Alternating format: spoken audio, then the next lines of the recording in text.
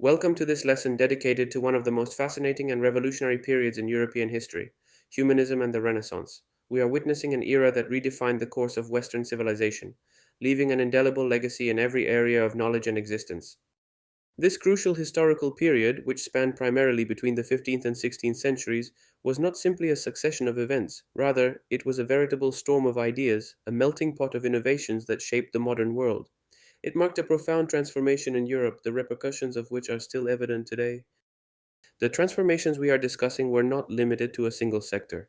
They encompassed a broad range of fields cultural, artistic, and intellectual, weaving a new fabric for society and thought. Worldviews, the role of the individual, and the conception of knowledge were radically rethought. The 15th century, in particular, represents a period of intense and unique development for European civilization. It is a century of ferment, discovery, and renewed faith in human capabilities. Italy, in particular, became the hub of this rebirth, radiating its influence across the continent. This period is characterized by two fundamental pillars that define its essence and direction. These two principles, interconnected and complementary, acted as catalysts for unprecedented change. They are the rediscovery of the classics and the centrality of man, concepts we will examine in detail. Understanding these two pillars is essential to grasping the significance of the Renaissance.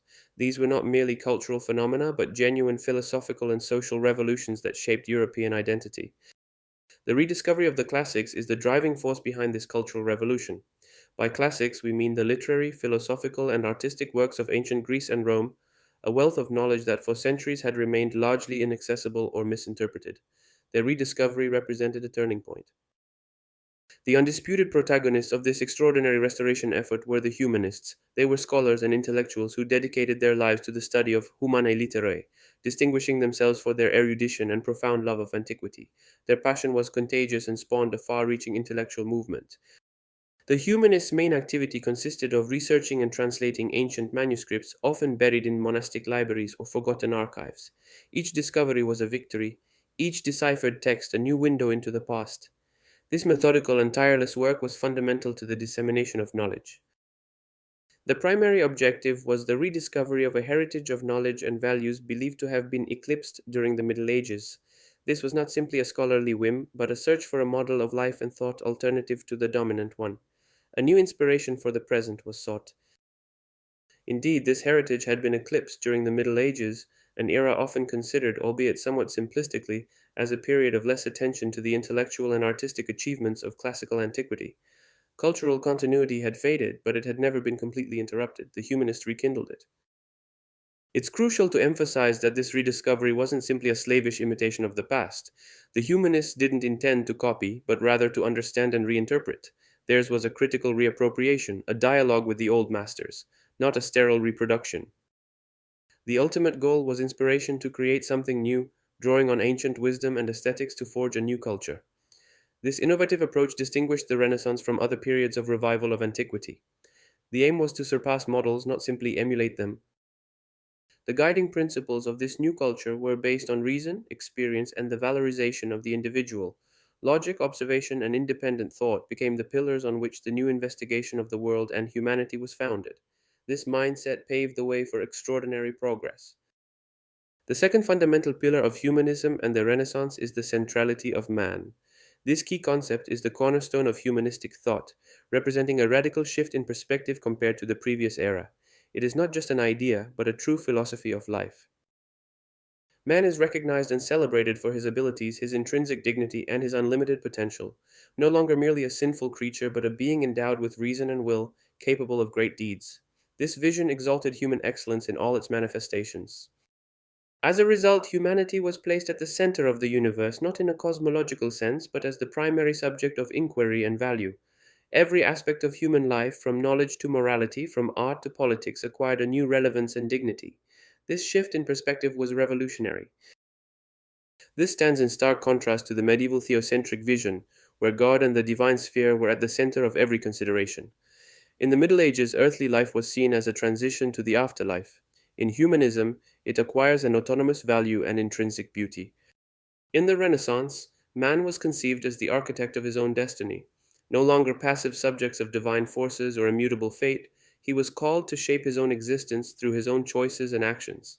This idea bestowed upon the individual unprecedented power and responsibility. Human capabilities extend to the ability to shape the world through knowledge, art, and action. It's not just a matter of contemplating reality, but of intervening in it, changing it, and leaving a lasting impact. Human ingenuity becomes an unstoppable creative force. This new conception is vividly reflected in Renaissance art, where we see a realistic representation of the human figure. Bodies are no longer stylized or symbolic, but are studied in every anatomical detail, celebrating the beauty and perfection of form. The attention to faces reveals the depth of the soul. Likewise, the centrality of man is reflected in philosophy, with the exaltation of freedom and individual responsibility. Thinkers like Pico della Mirandola celebrated man's ability to choose his own path, to rise or fall, becoming what he desires. To fully understand the richness and complexity of this period, it is essential to analyze the contributions of some of its most emblematic figures. Their works are not simple artistic or intellectual manifestations, but true documents that reflect and shape Renaissance thought. These masters of thought and speech offer us a unique perspective on the challenges and aspirations of an era of profound change. They embody the spirit of inquiry, innovation, and profound reflection that characterized humanism and the Renaissance. Among the most brilliant voices of the Italian Renaissance stands out Ludovico Ariosto, author of the epic Orlando Furioso. This work, published in its final form in 1532, is a masterpiece of world literature and an eloquent witness to its time. Orlando Furioso is no simple chivalric poem, but a work that explores complex themes with unparalleled narrative mastery. Ariosto weaves together love, war, and madness in a tapestry rich with adventure, characters, and profound reflections. His skill lies in blending the fantastic with the profoundly human. A central theme is inquiry, understood as a relentless search for values and meaning in an ever changing world. Ariosto's knights errant are constantly searching for something lost love, honor, victory, their own identity. This reflects the Renaissance's thirst for knowledge. Madness, particularly that of Orlando, is another key theme of the poem. It is understood not only as a loss of control and rationality, but also as an expression of the complexity and contradictions of the human soul. Orlando's madness is unleashed by love and jealousy, revealing the fragility of reason in the face of passion. Through the figure of Orlando, Ariosto explores human nature, showing how even the bravest heroes can be overwhelmed by emotion. His work, while steeped in fantasy, offers a profound psychological analysis that still resonates today. Orlando Furioso is an encyclopedia of emotion and adventure. Moving from epic poetry to political philosophy, we encounter Niccolò Machiavelli, a central figure in Renaissance thought. His most famous work, The Prince, is a cornerstone of modern political thought, a text that has sparked debate and interpretation for centuries. The Prince is of fundamental importance for economic students, but also for anyone interested in political and social sciences. His analyses of the management of power and human nature have a relevance that transcends the historical context in which they were conceived. His approach is still studied today. The work offers a pragmatic analysis of power, detached from traditional moral considerations. Machiavelli is not interested in how the prince should act according to ethical principles, but in how he must act to maintain power and ensure the stability of the state. It is a manual of political realism. His reflections focus on the effectiveness of political action, that is, on what actually works in practice for governing. Machiavelli examines the means by which a sovereign can acquire and maintain his principality, often suggesting strategies that may seem ruthless but which, he argues, are necessary. This Machiavellian pragmatism invites us to act concretely and realistically, considering human nature as it is, not as we would like it to be. It's a lesson in realpolitik that has influenced generations of thinkers and political leaders. It's an approach that focuses on facts, not unattainable ideals.